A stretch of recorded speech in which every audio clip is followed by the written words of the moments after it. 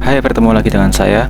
Oke, sebenarnya dari beberapa video-video yang saya upload di YouTube, terutama video yang bersifat itu monolog atau saya berbicara sendiri untuk mendeskripsikan atau mempresentasikan sesuatu. Jadi sebenarnya itu cuman untuk bahan curhatan saya, kegelisahan saya yang selama ini dalam kehidupan ini. Ketika saya merenungkan apa yang terjadi di kehidupan sehari-hari itu terjadi. Tadi kan mengutip kata filsuf ya, orang kecil itu memikirkan orang menengah itu memikirkan peristiwa, dan orang yang mempunyai pemikiran besar itu memikirkan ide. Itu kata filsuf seperti itu.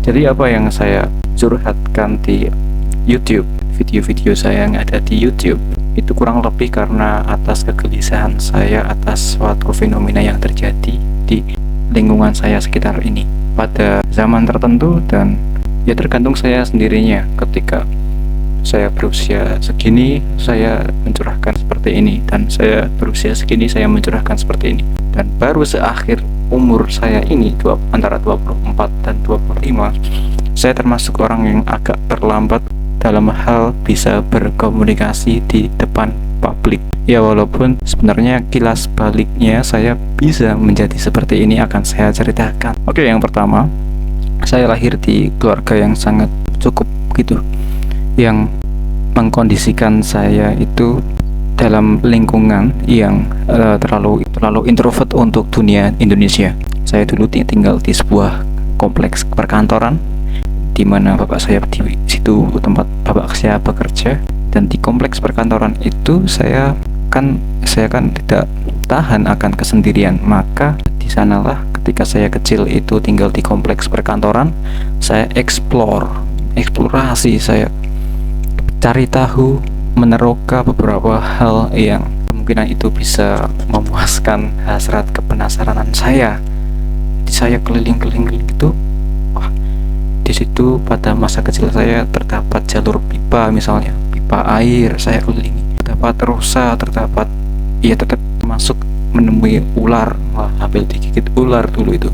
Nah, momen-momen yang dimana itu menjadi titik balik saya itu bisa menjadi seperti ini adalah ketika di pos satpam itu, sebuah kantor kan setiap harinya berlangganan koran atau surat kabar, dan disitulah ketika saya nimbrung di pos satpam, saya pada waktu kecil seusia dimulai SD kelas 1 atau kelas 2 ya, mungkin umur 6 sampai 7 tahun, saya selalu membaca surat kabar atau harian yang selalu diberikan oleh Pak tukang koran, tukang surat kabar yang selalu setiap hari itu mengedarkan edisi setiap hari. Saya baca tuh setiap hari itu. Wah, ada edisi anak yang setiap hari Minggu, ada edisi khusus setiap hari Sabtu. Ya, walaupun tak terlepas edisi setiap hari saya baca itu. Dan dari situlah pada sekitar tahun itu, dan ketika saya usia segitu, dimana itu belum ada teknologi yang secanggih sekarang ini, apa teman-teman semuanya, di situ seolah-olah dunia itu terbuka. Dan disclaimer ya, mungkin tambahan juga, pada ketika saya usia belum sekolah, katanya bapak ibu saya itu sudah bisa baca dan tulis.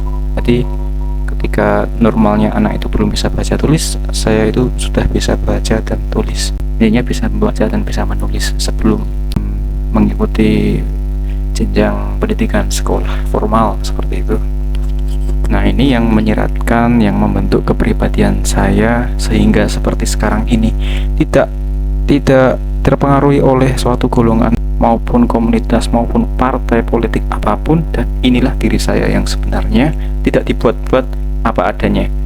Ya, ini karena pengaruh, kalau kata penulis bilang itu atomic habits, kebiasaan yang dilakukan secara terus-menerus seperti atomic habits dari ketika usia saya semenjak kecil, dimana tumbuh kembang saya itu belum sedewasa sekarang ini.